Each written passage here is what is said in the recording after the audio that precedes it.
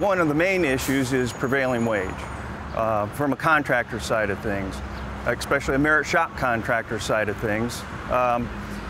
First of all, it's more of a minimum wage, which can go up to from $35 an hour up to, I've seen it as high as $54 an hour for a construction worker. Those kind of minimum wages, they're unsustainable and in the economy that we're going through right now. And there's no other industry in Ohio that has anything other than the state levied minimum wage. One of the things that we're excited about in this new budget is that the Kasich administration is not kicking the can down the road. They're taking a stand and they're saying we need a high threshold. The $5 million threshold is what the original bill had in it, and we're hoping that that's what comes through with this new legislation.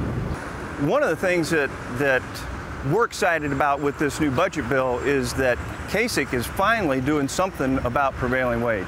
He's got a $5 million threshold. He's got exemptions for school, higher education. He's got some other exemptions in there. And he's finally doing something to curtail some of the issues that the state has with prevailing wage.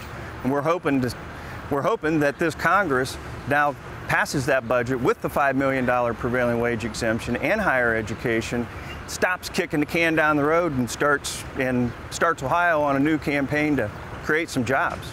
It will allow us to pay our people the way we believe they should be paid for what they're doing.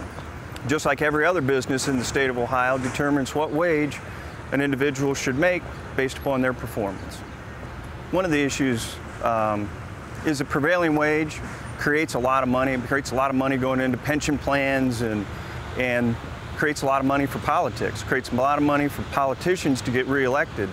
Or it creates a lot of money for politicians to get threatened by that money getting used against them. The bottom line, when I look at the House and the Senate, finish the job. Finish the job that Kasich started and pass the bill that he put forward.